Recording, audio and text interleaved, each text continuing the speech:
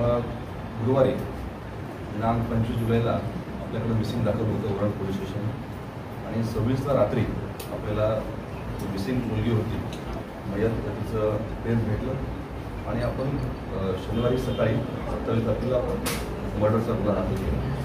गुरुवारपासूनच आज 5वा दिवस आहे. DCP क्राईम आणि DCP झोन 2 CP साहेबांच्या मार्गदर्शनाखाली आम्ही 8 पथक याच्यामध्ये काम करत होतो.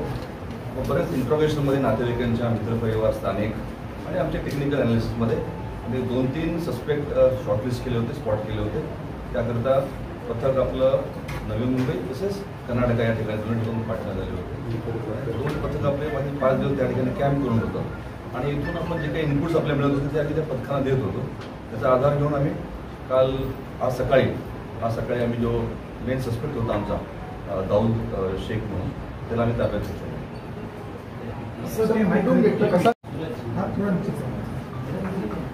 घटना घडल्यानंतर त्याचं आम्हाला एक्झॅक्ट लोकेशन सापडत नव्हतं आणि तो कर्नाटकाचा आहे फक्त एवढी माहिती आपल्याला होती. त्यानंतर आपण मग त्याचं घर नातेवाईक सर्वांकडे चौकशी केली. त्यानंतर त्याचे मित्र त्यांनी आम्हाला काय माहिती दिली त्या आधारे आम्ही गाव आहे अल्लर म्हणून कर्नाटका शहापूर या ठिकाणी त्यातून आरोपीला आज सकाळी पहाटे ताब्यात घेतला.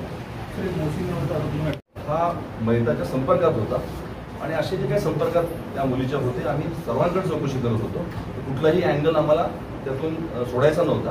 3-4 सस्पेक्ट आम्हाला वाटत होते. त्यापैकी हा जो सस्पेक्ट आम्ही जो ताब्यात घेतलेला आहे त्याला आम्ही ताब्यात घेतलं, विचारपूस पण केली आणि त्याप्रमाणे त्यांनी कबुली दिलेली आहे. याच्यामध्ये दुसरा कुठलाही सस्पेक्ट नाही. यूनिवर्सिटी सामने आया है PM करने जो डॉक्टर है उनसे जो बातचीत की है आयो ने, तो जो मेन कॉज ऑफ डेथ है वो है स्टैबिंग. और जो चेहरे की बात आप कर रहे हैं हमें शंका है कि वो हो सकता है कि जंगली जो प्राणी होते हैं जो कुत्ते वगैरह होते हैं होने की संभावना है. वो PM रिपोर्ट आने के बाद आज क्लियर हो पाएगा. कितने दिया गया क्योंकि एक CCTV आया था, उस CCTV उसको फॉलो करते हुए तो क्या पीड़िता को मृतक को उसने बुलाया था या मृतक जा रही थी फॉलो करके उसने इंटेंसली फोर्सफुली मर्डर किया.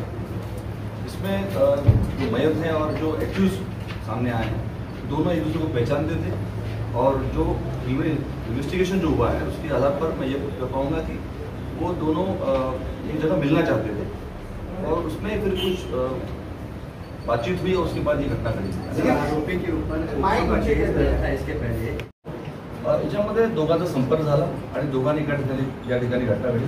त्यांच्या जवळपासच भेटायचं ठरवलं. असं किडनॅपिंग वगैरे नाही आहे. दोघं एकमेकांना ओळखत होते आणि त्यातूनच पुढं ही घटना घडलेली आहे. सर हे वाद झाला असावा असं आम्हाला वाटतं. नंतर ही घटना घडली. सर हे दोघं एका शाळेमध्ये शिकत होते, गावात होते अशी प्राथमिक माहिती एकाच ठिकाणी किंवा एका जवळपास राहत होते, शिकत होते. पण निश्चित सांगता येणार नाही.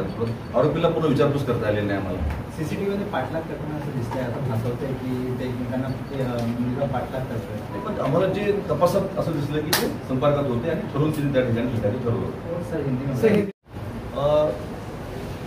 आपल्याला माहीत असेल की मयत आणि यांच्यात ओळख होती, मैत्री होती आणि मागील 3-4 वर्ष मयत जी आहे ह्या मुलाच्या संपर्कात नव्हती आणि असं वाटतंय की त्याच्यातूनच त्यांनी केलेलं आहे. 2019चा जो फॉक्सोचा गुन्हा आरोपीवरती दाखल झालेला होता आणि त्यानंतर त्याला तुरुंगात जावं लागलं होतं. त्याच्यातून रागातून ही कृत्य त्याने केलेलं आहे असं वाटतंय. अजून पूर्ण इंट्रोगेशन झालेलं नाही आहे असं सांगणं फार लवकर गलत होईल. वेळ लागेल इंट्रोगेशन केल्यानंतर. या विक्टिमचा जो चेहरा होता पूर्णपणे स्मॅश करण्यात आला होता, म्हणजे ते आयडेंटिफाय करता येत नव्हता. नेमका झाला काय होता? जी माहिती अद्याप मिळालेली आहे. आपण जे PM करणाऱ्या डॉक्टरांशी पण चर्चा केलेली आहे. त्याच्या आधारे स्टॅब इंजुरीज जे आहेत त्या फेटल होते आणि चेहऱ्यावर जे आहेत ते कदाचित आता PM रिपोर्ट आम्हाला आज प्राप्त होईल. शक्यता आहे की जनावरांनी कुत्र्यांनी ते केल्याची शक्यता.